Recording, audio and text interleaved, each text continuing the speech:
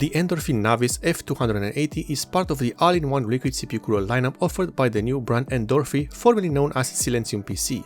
With the CPU cooler market that is being overcrowded by either way too expensive products or cheap knockoffs made to resemble spaceships rather than computer components, the Navis F280 is advertised as a solid option for those that want an affordable yet good performing liquid CPU cooler that will not only not break their wallet, but actually look decent, dare I say elegant. And in this review, we'll put those advertisements and more to the test.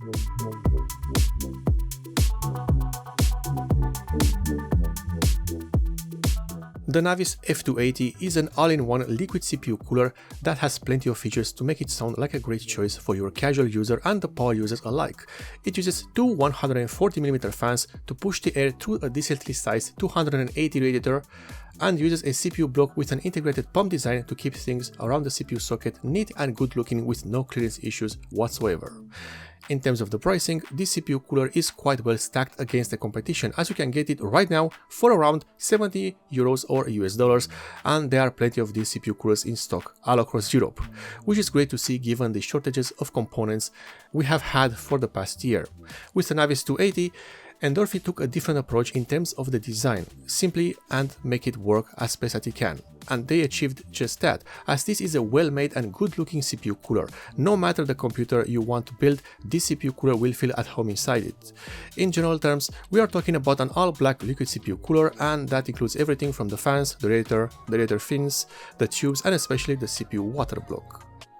Speaking of which, the water block used on the Navis, and indeed the entire series of Navis CPU coolers, apart from the RGB variants of course, has a good design. It's all black, but at the front we have this subtle brush texture that will reflect light in a pleasing way, and in the center of the block we have the Endorfy emblem, which is contrasting the brush texture by having a matte finish. It's these kind of subtle design elements that make the entire CPU cooler stand out while not being over the top. The good thing to see with this CPU water block is the fact that most of its mounting system is actually part of the body of the CPU block. While this is not a new concept and we have seen it before in one shape or another, the way Endorfy did it greatly reduces the number of parts needed to install the CPU cooler on the CPU socket while keeping the production cost lower. To power the pump of the CPU cooler, you have not one but two connectors, a SATA connector and a PWM connector. The SATA one is used to power the pump at all times, while the PWM connector is used to control the speed of the pump. In essence, these connectors are basically the SATA for power and the PWM for the RPM signal. The base plate of the CPU cooler is made from a solid copper block and has a smooth texture, which should be nice for the evenness of the thermal compound spread. The copper plate is held in place by no less than 12 square screws. These are of course chosen with the square head to not be easy to remove and cause leaks, thus this cooler is tampering proof at least. The fittings on the CPU block end are angled at 90 degrees and can rotate to facilitate the installation of this radiator and to mitigate the stress placed on the tubes due to the position of the water block in relation with the radiator. The tubes have a length of 380mm and are covered and well protected by a thick woven sleeve with metal fittings on the radiator end and the before mentioned angle fittings on the CPU block end, but these are unfortunately made out of plastic. The radiator has a length of 310mm, a width of 140mm and a thickness of 27mm and features square corners and not rounded. This radiator also has a fin per inch density of roughly 23, which is average for a radiator of this size, but so far we are looking good.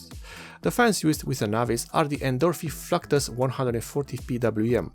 These are 140mm fans that have a minimum speed of 250 RPM and a maximum speed of 1800 RPM, but thanks to the usage of PWM connectors, the speed of the fans can be easily controlled via the motherboard or a fan hub.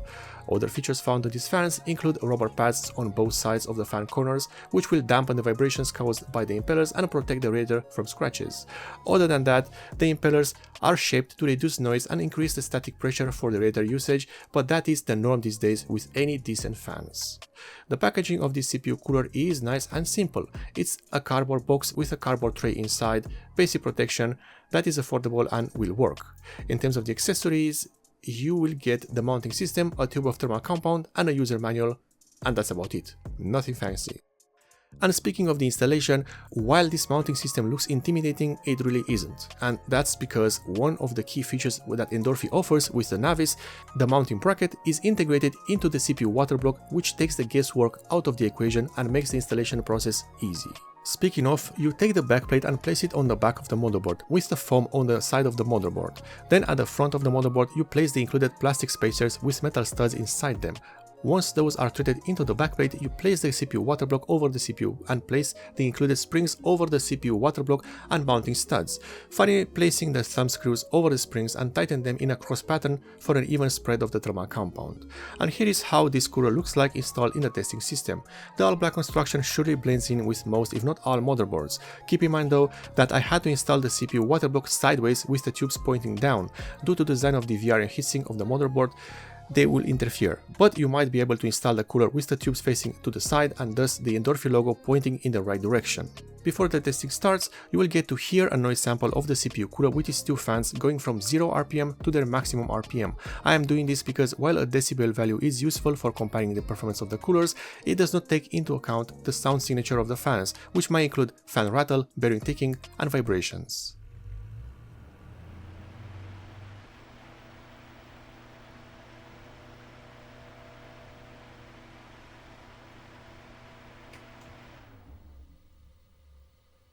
And with two fans spinning at over 1800 RPM, the cooler reached a maximum noise output of 43 decibels, with the measuring device placed at the standard distance of 10 cm from the CPU cooler. These results placed the Endorfy Navis F280 near high-end CPU coolers such as the Iceberg Thermal Ice Flow Oasis or the Deepcool Assassin 3.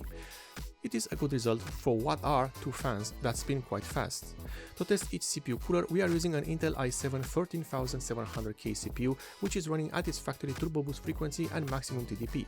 The ambient temperature is fixed at 26 degrees Celsius and each test is done 3 times to ensure accurate results, and we take the average of those 3 tests. The performance test uses the AIDA FPU benchmark to place a high load onto the CPU. This is an extreme test that will determine the absolute limit of the CPU cooler, and many coolers do not even last within this test before the CPU hits the thermal throttling point. And in this test, the Navis F280 is on the first position in our graph, leaving behind everything we've ever tested on the new platform. Keep in mind that 71 degrees Celsius at full load using the hardest CPU benchmark we have is not something easy to achieve, and the Navis is 1 degree cooler than a bigger all-in-one liquid CPU cooler, the Iceberg Thermal Ice Flow Oasis 360. This is a result that has taken us by surprise, and honestly speaking, this is impressive to say the least. And this is an impressive result for what is an affordable all-in-one liquid CPU cooler that does deliver a lot of performance for its price. While it does not have RGB or anything fancy in terms of the design or features, it manages to be at the top in terms of raw cooling power. And it does this with an average low noise output given the fan it uses.